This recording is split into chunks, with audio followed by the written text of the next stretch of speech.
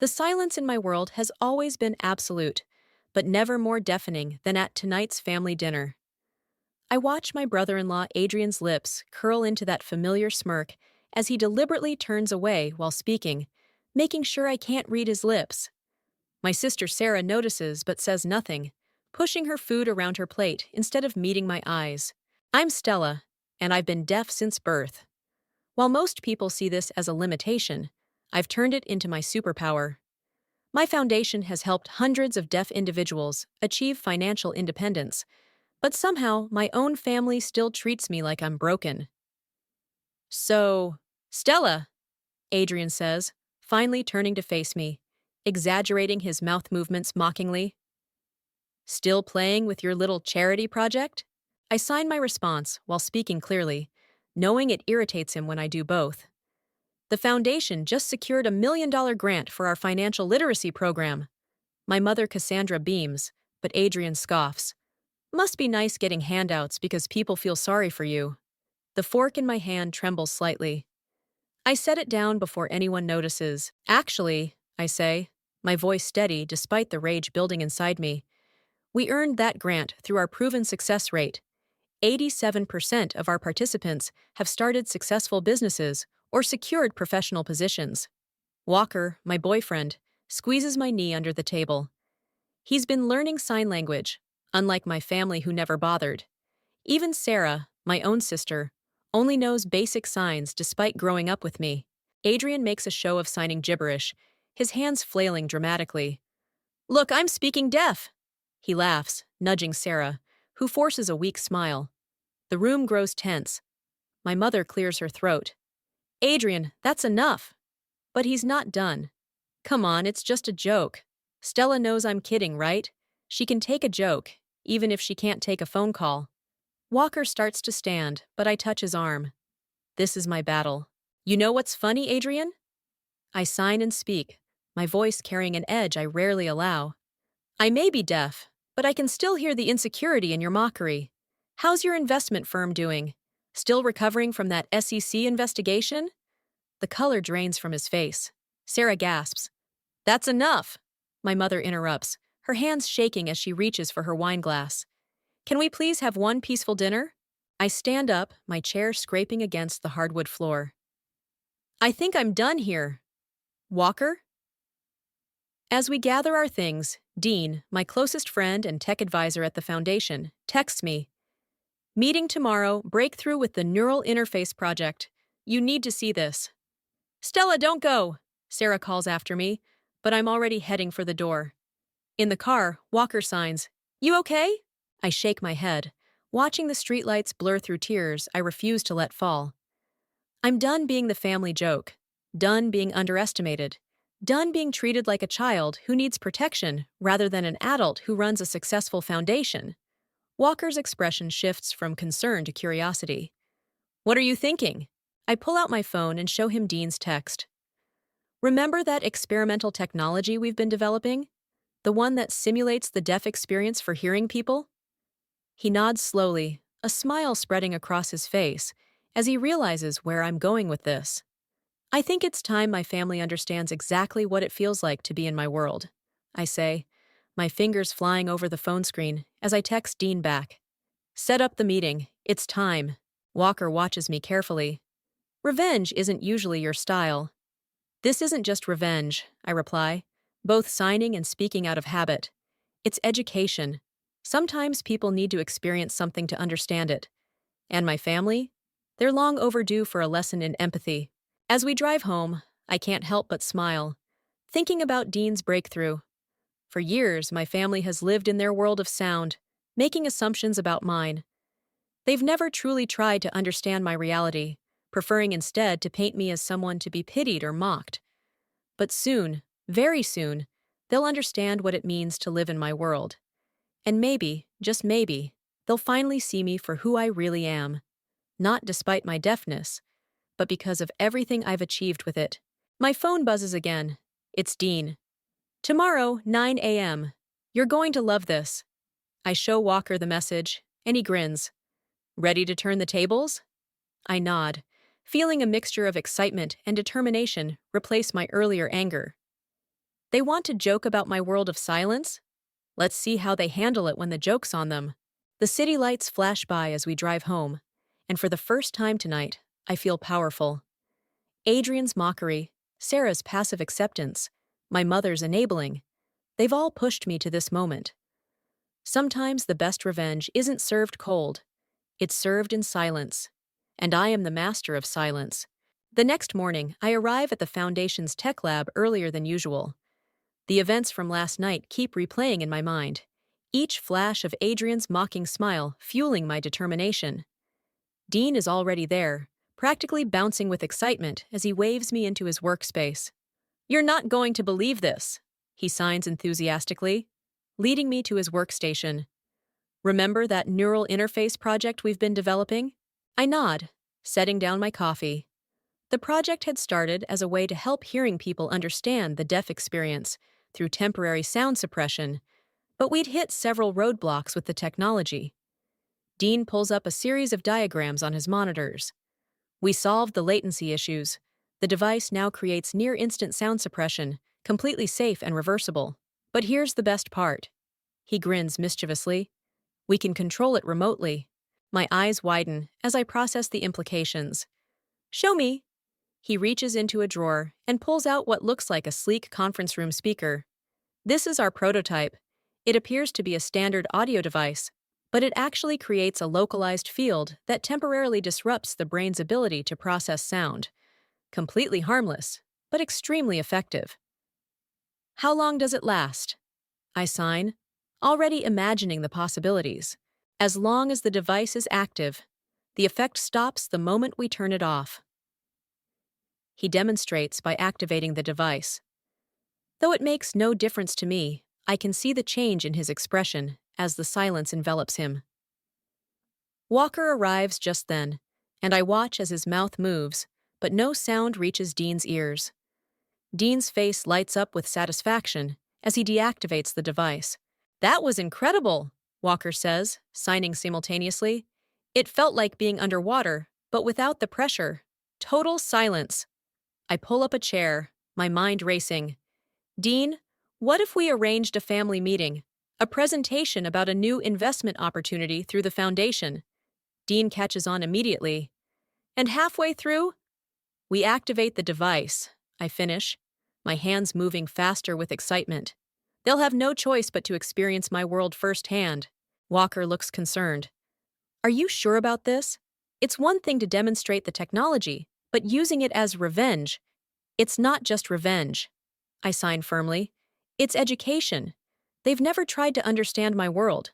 Maybe this is what it takes." I pull out my phone and start composing a message to my family. "Important investment opportunity presentation at the Foundation next week. Potential for significant returns. Your presence is requested." Dean watches me type.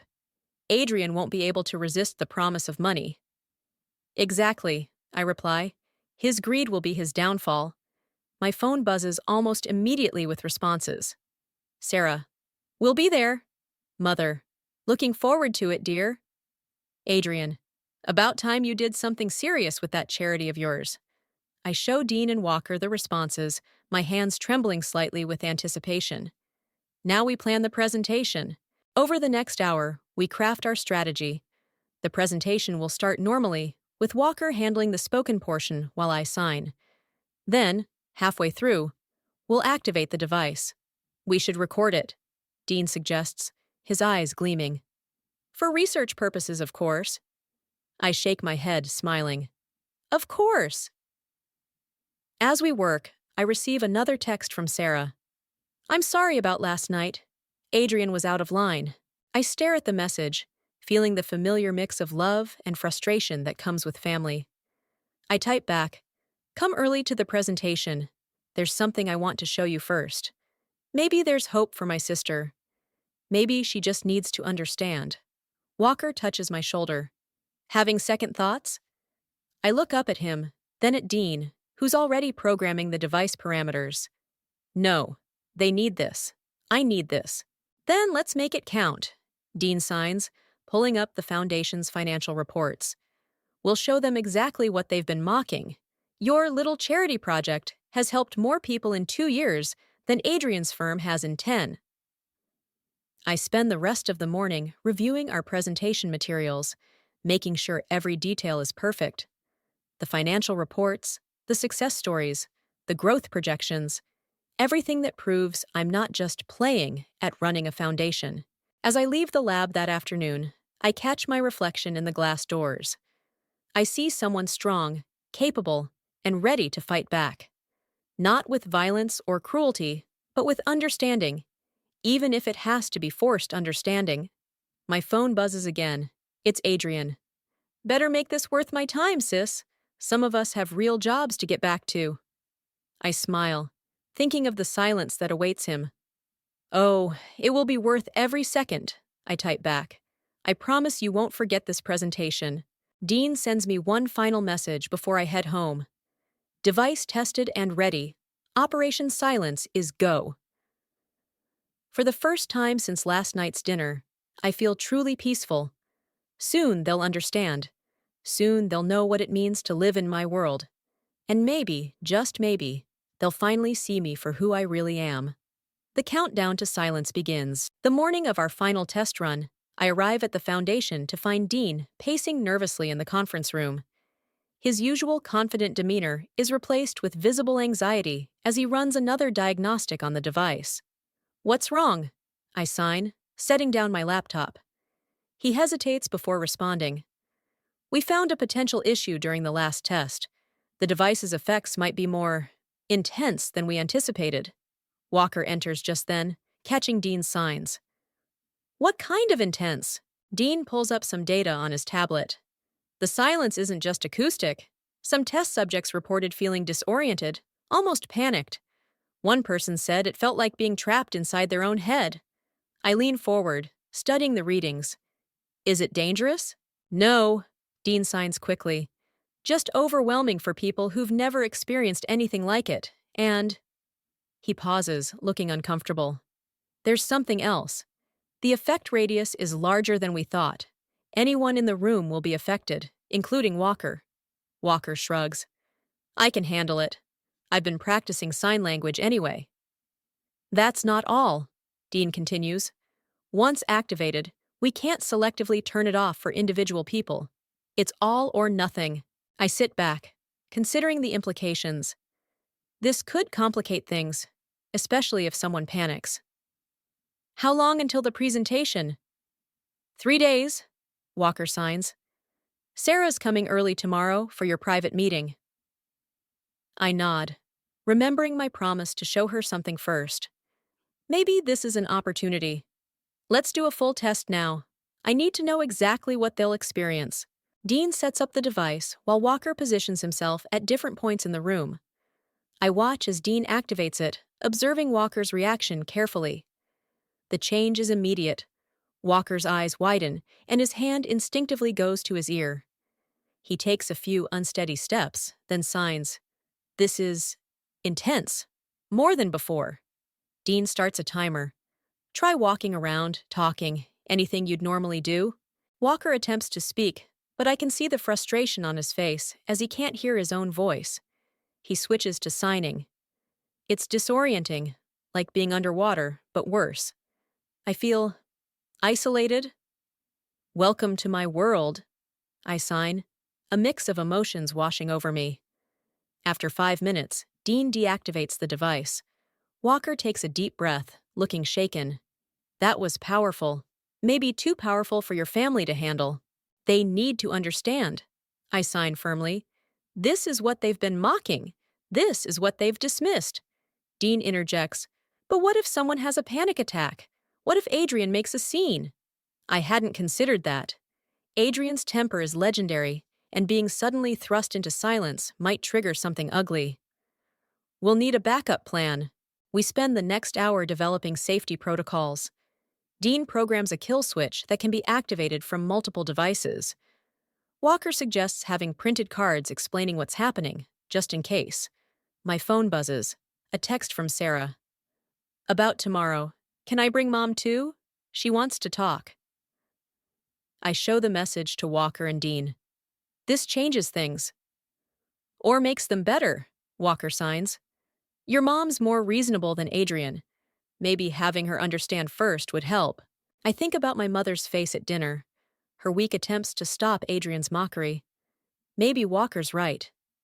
Okay, I text back. Bring her. Dean runs another diagnostic. The device is stable, but we should limit exposure to 15 minutes max. After that, people might start experiencing anxiety. 15 minutes is all we need, I sign. Just long enough to make our point. Walker touches my arm. Are you sure you want to go through with this? Once we start, there's no going back. I look around the room, at Dean's concerned face, at Walker's supportive presence, at the device that could change everything. They've had years to try understanding my world, years to learn sign language, to show respect, to treat me as an equal. Instead, they chose mockery and pity. And if it backfires? Dean asks. Then at least I tried, I sign. At least I fought back. We spend the rest of the afternoon fine-tuning our plans. Dean adjusts the device's settings, while Walker helps me polish my presentation. Every slide, every gesture, every moment needs to be perfect. As we're wrapping up, Dean makes one final check of the equipment. Everything's ready for tomorrow, are you? I look at the conference room, imagining Sarah and my mother's faces when they experience silence for the first time. Will they understand? Will they finally see? I'm ready, I sign. Tomorrow, we start changing minds. Walker hugs me goodbye, signing, Be careful. Remember, they're still your family. I watch them leave, then stand alone in the conference room. The device sits innocently on the table, looking like nothing more than a standard piece of office equipment. But tomorrow, it becomes something more. A bridge between two worlds, or maybe a weapon of understanding. My phone lights up with a final text from Sarah. See you tomorrow, sis. Love you. I touch the screen gently. Love you too, I type back, hoping that after tomorrow, those words will mean more than they ever have before. Sarah arrives first, our mother trailing behind her, with an anxious expression I know all too well. The conference room feels smaller somehow, more intimate, as they take their seats across from me. Before we start, Sarah speaks and signs clumsily, a surprise that makes my heart skip. I've been practicing, a little. Mom nods. We both have. YouTube tutorials. I keep my face neutral, even as emotion threatens to overwhelm me. Why now? That dinner. Sarah looks down at her hands. The way Adrian behaved. I saw your face, Stella. Really saw it, maybe for the first time. Mom reaches across the table, her fingers trembling slightly. We've been terrible, haven't we? I take a deep breath, my hands steady as I sign and speak. You're here now. That's something. I glance at the device sitting innocently on the table. I want to show you something we've been developing. Dean enters right on cue, tablet in hand. He greets them warmly while setting up the equipment, his movements deliberate and practiced. This technology, I explain, allows hearing people to experience the world as I do. Would you be willing to try it? Sarah's eyes widen. You mean complete silence? For just a few minutes, I assure them. It's completely safe. Mom hesitates. Will it hurt? Dean steps in, his manner professional and reassuring. Not at all. It's temporary and reversible. Think of it as stepping into Stella's shoes for a moment. They exchange glances, then nod. I feel a surge of respect for their courage. Ready? I ask. Wait, Sarah says quickly. I need to tell you something first. She glances at Mom, who gives her an encouraging nod. Adrian, he's been having trouble at work. The firm's losing clients. He's taking it out on everyone, not just you. I'm not excusing his behavior, but he's scared, Mom finishes. And doing what scared, insecure people do, lashing out. This information settles in my chest, not quite changing my plans, but adding a new layer to consider. Thank you for telling me. Dean activates the device. The change in their expressions is immediate. Sarah's hand flies to her throat as she tries to speak, her eyes growing wide when she can't hear her own voice. Mom grips the table edge, looking around wildly. I wait 30 seconds, letting them adjust to the silence, then begin signing. This is my world. Every day, every moment. Sarah attempts to speak, then frustratedly switches to her basic signs. How? How do you? Her hands shake as she struggles to find the right gestures. Mom just watches, tears streaming down her face. I continue signing, speaking for Dean's benefit. I'm not broken. I'm not limited. I'm just experiencing life differently than you do. But instead of trying to understand my world, you've expected me to adapt completely to yours. After 3 minutes, I see the panic starting to set in. Sarah's breathing becomes rapid, and Mom closes her eyes tightly. I nod to Dean, who deactivates the device. The return of sound hits them like a physical force. Sarah gasps, and Mom lets out a small sob. That was 3 minutes, I sign and say quietly. I've lived this way for 35 years. Oh, Stella, Sarah's voice breaks. I had no idea. No idea at all. Mom wipes her eyes. How do you do it? How do you stay so strong? Because I had to be, I respond. Because the world doesn't stop just because you can't hear it. Sarah stands abruptly, circling the table to hug me. I'm so sorry for everything, for not learning to sign properly, for letting Adrian. I pull back, meeting her eyes. The presentation next week. Adrian needs to experience this too. He won't handle it well, Sarah warns. You know how he is about being in control. That's exactly why he needs it, Mom says, surprising me. He needs to understand he's not always the most powerful person in the room. Dean clears his throat. The full presentation will be longer, 15 minutes of silence.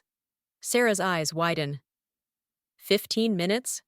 We could barely handle 3. That's the point, I sign. Sometimes understanding requires discomfort. Mom reaches for my hand. We'll support you, whatever happens. Even if Adrian reacts badly? I ask. Sarah's expression hardens. Especially then, it's time someone stood up to him. As they prepare to leave, Sarah turns back. That investment opportunity you mentioned in your message. I smile. That's real too. The foundation is expanding. We're offering family members a chance to invest if they prove they understand our mission. Mom laughs softly. Clever girl, using Adrian's greed against him. After they leave, Dean turns to me. That went better than expected. I nod, watching through the window as my mother and sister walk to their car, heads bent close together in conversation. Maybe there's hope after all. But as I gather my things, Adrian's angry face flashes in my mind. The real test is still to come, and something tells me it won't be nearly as peaceful as today's revelation. My phone buzzes. A text from Adrian. Looking forward to seeing what your little charity can do. Don't disappoint me. I smile grimly. Oh, Adrian. You have no idea what's coming. The day of the presentation arrives, with a tension that feels electric. Adrian strides into the conference room 10 minutes late, his expensive suit and confident smirk a stark contrast to Sarah's nervous energy and Mom's cautious demeanor. Walker stands beside me at the front of the room, while Dean sits near the device, appearing to take notes on his tablet. Let's make this quick, Adrian announces, loosening his tie. Some of us have real meetings to attend. I catch Sarah's eye as she winces at his words. She signs a subtle sorry when Adrian isn't looking. Thank you all for coming, I sign and speak, watching Adrian's eyes roll at my dual communication. Today's presentation is about more than just an investment opportunity. It's about understanding. Walker begins the slideshow, highlighting the foundation's achievements. I notice Mom leaning forward, genuinely interested, while Adrian checks his phone under the table. Our foundation has achieved a 90% success rate in employment placement, Walker explains, pointing to the graphs. We've helped launch over 50 successful businesses owned by deaf entrepreneurs. Adrian scoffs. Impressive for a charity case, I suppose.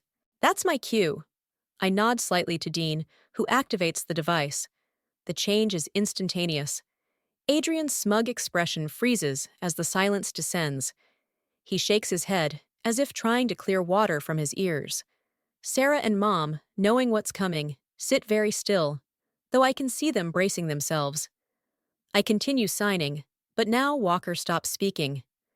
The only sound in the room is the soft hum of the air conditioning. Not that they can hear it anymore. Adrian's face reddens. He opens his mouth to speak, but the silence that greets his own voice makes him jerk back in his chair. He snaps his fingers next to his ear, then slams his hand on the table. "What the hell is this?" he mouths, words clear but silent. I sign slowly, deliberately, knowing he can't understand. Sarah, to my surprise, begins translating my signs into mouthed words for him. "This is my world, Adrian. The world you've been mocking. How does it feel to be the one who can't understand?" He stands abruptly, knocking his chair backward. The panic in his eyes is exactly what I expected. But what happens next isn't. Instead of raging or trying to leave, Adrian freezes. His chest heaves with rapid breaths as he looks wildly around the room. Mom reaches for him, but he jerks away, stumbling slightly. I continue signing. "Every joke you made, every time you turned away while speaking, every moment you chose to exclude me. This is what it felt like." Sarah translates faithfully, tears streaming down her face. Adrian's legs give out, and he slumps back against the wall, sliding down to a sitting position. I walk over and kneel before him, making sure he can see my face clearly. The difference is, you can't handle 5 minutes of this. I've lived it my entire life. His lips move, forming words I've never seen from him before. "I'm sorry, but I'm not done." I stand and sign to the room, Sarah still translating. "The foundation isn't a charity case. We've secured contracts with major corporations. We're launching a tech division. That investment opportunity I mentioned? It's real. But it's only open to those who respect our community." Adrian's face shifts from panic to something else. Realization, perhaps, or regret. Mom moves to comfort him, but Sarah holds her back, shaking her head. After exactly 15 minutes, Dean deactivates the device. The return of sound makes everyone except me flinch. Adrian doesn't move from his position on the floor. When he finally speaks, his voice is hoarse. How do you live like that?" "I live like that because I have no choice," I respond, both signing and speaking. "The question is, how will you live, knowing what you know now?" He looks up at me, and for the first time in years, I see my brother-in-law without his armor of arrogance. "I've been a complete ass, haven't I?" Sarah lets out a sound between a laugh and a sob. "Yes, you have." Adrian slowly gets to his feet, straightening his suit with trembling hands. "The investment opportunity. Is it really open to family?" It is," I confirm. "But there's a condition." "Sign language lessons," he says before I can continue. "I'll do it. I'll learn. I promise." I study his face, looking for any trace of his usual mockery. Instead, I find something I've never seen before: respect. "The lessons start next week," I sign and speak. "Don't be late." He nods, then turns to Sarah. "Can we go? I need some air." As they leave, Mom hugs me tightly. "You're incredible, you know that?" Dean powers down the device while Walker collects the presentation materials. "That went better than we expected," Walker signs. I watch through the window as Adrian leans against his car, head in his hands, while Sarah rubs his back. The sight doesn't fill me with the satisfaction I'd imagined. Instead, I feel something else. Hope. My phone buzzes with a text from Adrian. "I'll never understand completely, but I want to try. Thank you for showing me." Sometimes, I realize, revenge isn't about destroying someone. Sometimes, it's about rebuilding them into something better. 1 week after the presentation, I sit in my office reviewing investment documents when a knock at the door makes me look up. Adrian stands there, looking uncomfortable in casual clothes instead of his usual suit. Sarah's beside him, beaming. "We're early for the first lesson," she signs and speaks. Her signing has improved dramatically in just a week. Adrian clears his throat. Brought coffee for everyone. He holds up a carrier with 4 cups. I remembered you like caramel macchiatos. I hide my surprise. I didn't even know he paid attention to my coffee preferences. Dean pokes his head in. Ready for the lesson? He spots the coffee. Oh, perfect timing. We gather in the conference room, the same one where everything changed a week ago. Adrian keeps glancing at the spot where he'd collapsed against the wall.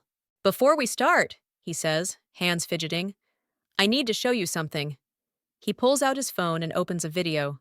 It's him, practicing basic signs. The timestamp shows 3 a.m. I've been watching tutorials every night, he admits. I know it's not much, but... He attempts to sign along as he speaks. Hello? My name is Adrian. I am learning. His movements are clumsy, but the effort is genuine. Sarah wipes away tears, while Dean gives an approving nod. That's actually not bad, I sign and speak. But your hand position for learning needs adjustment. Adrian's face lights up at the praise. Show me. For the next hour, we work on basic greetings and introductions. Adrian's intensity surprises me. He takes notes, asks questions, and practices each sign until his fingers cooperate. During a break, he turns to me. I've been thinking about the investment opportunity. Here it comes, I think. The real reason for his sudden interest. I want to invest, he continues. But not just money. I want to help expand the program. My firm has connections with major corporations. What if we created a job placement program specifically for deaf professionals in the financial sector? I stare at him, searching for any trace of his old condescension. There isn't any. Why? I ask directly. He sets down his coffee. Because I was wrong, dead wrong. What you've built here. He gestures around the foundation's offices. It's not a charity, it's a revolution, and I want to be part of it. Sarah reaches for his hand, squeezing it proudly. There's more, Adrian continues, attempting to sign what he can. I've scheduled a meeting with my firm's board. I want to present your foundation's work to them, but...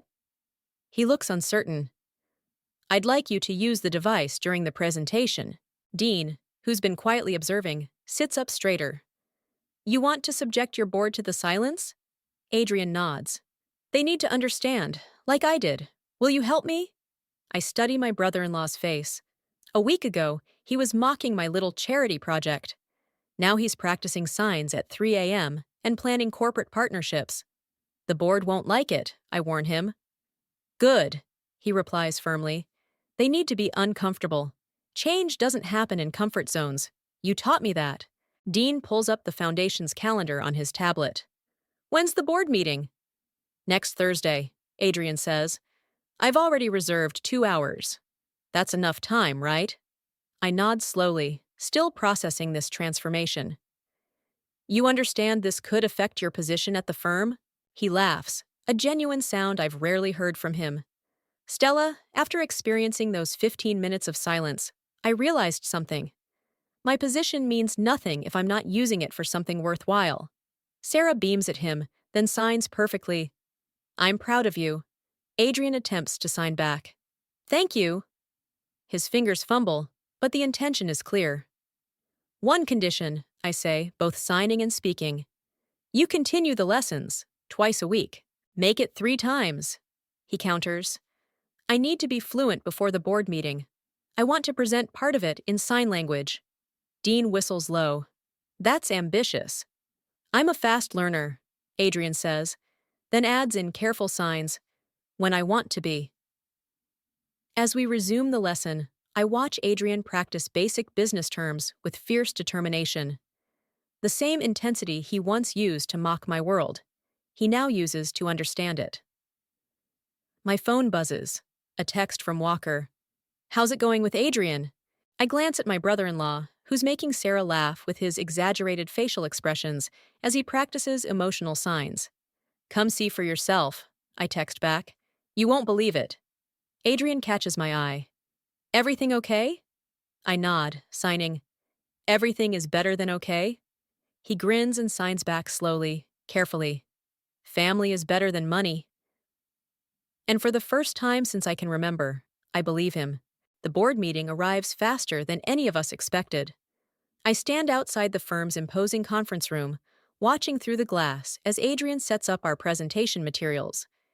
His hands shake slightly as he arranges the papers, but his face shows determination. Dean checks the device one last time. Ready? I nod, adjusting my blazer. Walker squeezes my shoulder supportively. They're all here, Adrian signs, his movements now fluid after 3 weeks of intensive practice. Time to change some minds. We enter the room to face 12 stern-faced board members. Their expressions range from mild curiosity to obvious skepticism. Ladies and gentlemen, Adrian begins, standing tall, I've brought something revolutionary to share today. He glances at me, then continues both speaking and signing. This is my sister-in-law, Stella. She's about to show you the future of inclusive business. One board member, a silver-haired man with an expensive watch, checks his phone dismissively. Another whispers to his colleague, clearly questioning Adrian's signing.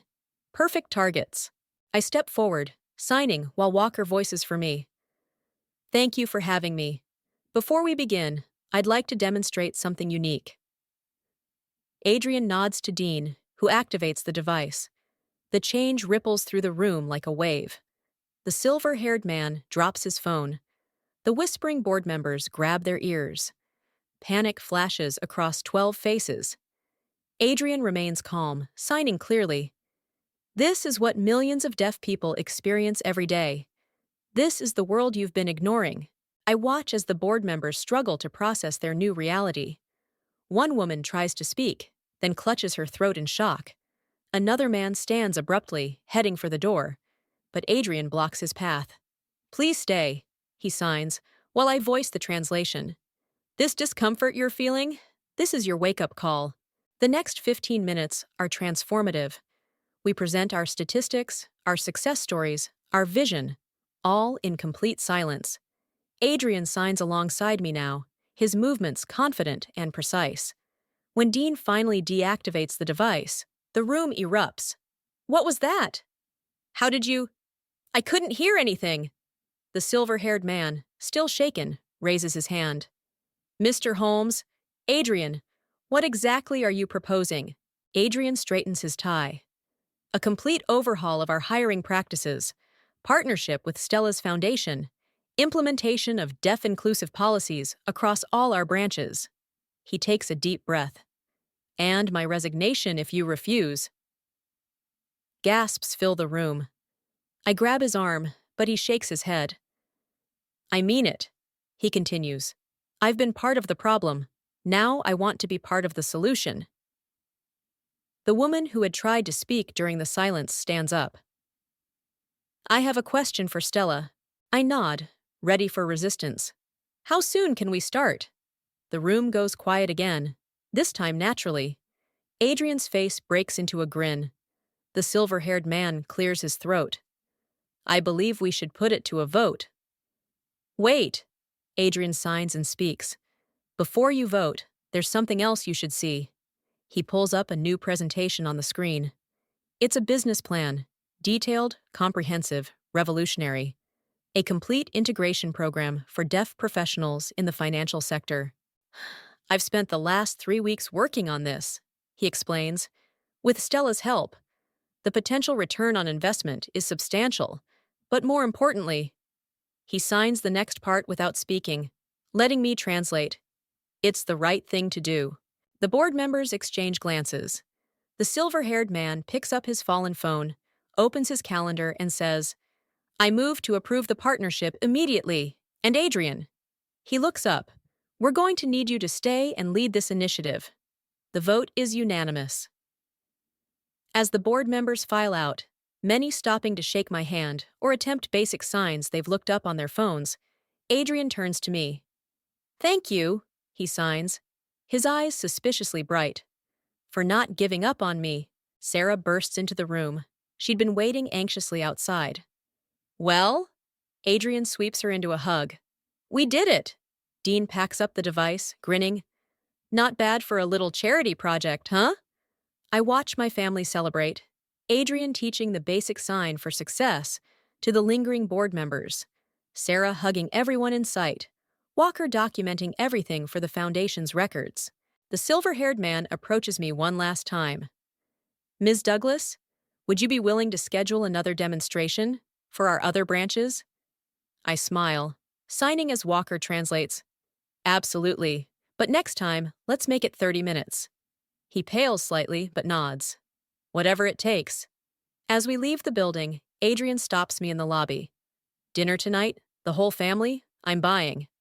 Only if you order in sign language, I tease. He grins. Challenge accepted. Looking at him now, proud, humble, changed, I realize my revenge didn't destroy him after all. It rebuilt him, rebuilt us all. My phone buzzes with a group text from Mom. So proud of both my children today. Love speaks in all languages. Adrian peers over my shoulder at the message and signs, perfectly. Family is better than money. This time, I sign back. Family is everything. The autumn breeze carries the scent of coffee as I approach our usual meeting spot. Through the cafe window, I see them all already gathered. Adrian practicing signs with Sarah, Mom attempting to teach Walker some old family signs she'd remembered, and Dean setting up his laptop for our weekly foundation update. My heart swells at the sight. This is what victory looks like. The bell chimes as I enter.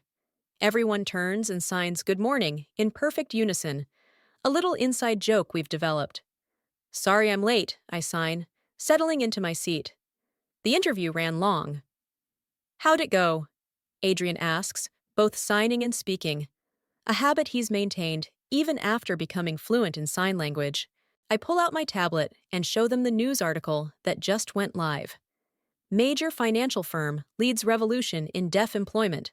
Over 100 deaf professionals hired in first quarter. Sarah squeals and hugs Adrian, who looks both proud and embarrassed. That's not all, I continue. Show them, Dean. Dean turns his laptop around, displaying the Foundation's latest statistics. The numbers tell a story even better than we'd hoped. Employment rates up 300%. Corporate partnerships doubled, and waiting lists for our programs growing daily. We're going to need a bigger office, Dean signs with a grin. Adrian leans forward, his expression serious. Actually, about that. He slides a folder across the table. The board approved it this morning. Inside are blueprints for an entire building. Modern, accessible, and completely designed around deaf-friendly architecture. The Deaf Enterprise Center, Mom reads aloud, her voice catching. It's beautiful. Wait until you see the best part, Adrian signs, flipping to the last page. There, in detailed renderings, is a state-of-the-art conference center with built-in sound manipulation technology, an advanced version of our original device. Now everyone can experience both worlds, he explains. Hearing people can understand silence, and with new audio enhancement features, some deaf people might experience sound in their own way. Walker studies the plans. This is incredible, but the cost? Already covered, Adrian signs. Every board member invested personally. Turns out 15 minutes of silence can really open both minds and wallets. Sarah wipes away tears. Remember that first family dinner? When you stormed out? Hard to forget, I reply. But there's no bitterness in my signs now. I keep thinking, she continues, what if you hadn't fought back? What if you'd just accepted how we treated you? Adrian sets down his coffee. Then I'd still be that arrogant jerk who thought success only looked one way. He signs the next part with perfect fluency. You didn't just teach me sign language, Stella. You taught me to listen with my heart. Mom reaches for my hand. You taught us all. Dean clears his throat. Speaking of teaching, he pulls up another document. The Educational Board approved our curriculum. Starting next semester, sign language will be offered in every public school in the district. The news hits me harder than expected. I think of all the deaf children who won't have to fight the battles I did, who will grow up in a world where their language is valued, not mocked. There's one more thing, Adrian signs, looking nervous. I've been practicing this for weeks. He stands up and begins signing a story. Fluid, expressive, beautiful. It's about a deaf girl who changed her family's world by refusing to accept their limitations. As he signs, Sarah translates for the few hearing customers in the cafe who've started watching. When he finishes, the cafe erupts in applause, both traditional and silent, hands waving in the air in the deaf applause I've known all my life. The blend of both worlds brings fresh tears to my eyes. That's going to be the opening speech at the center's dedication, he signs. If you approve. I look around the table, at Dean's proud smile, at Walker's loving gaze, at Mom's tearful joy, at Sarah's radiant face, and at Adrian's transformed heart. My family, finally speaking my language. I have a better idea, I sign. Why don't we tell the story together? Adrian's face lights up. Perfect, just like family should be. The waitress approaches, and Adrian orders for everyone in sign language, not a gesture out of place. She responds in kind, one of the deaf professionals hired through our program. As we sit there, sharing coffee and signs and love, I realize that revenge didn't just change my family. It healed us. What started as a plan to make them understand my silence became a journey that gave all of us a voice. Mom taps her cup for attention and signs. To new beginnings. We all raise our cups, hands moving in perfect synchronization. To new beginnings. And in that moment, in the blend of silence and sound, signs and speech, past and future, I know that sometimes the best revenge isn't about getting even, it's about getting better. Together.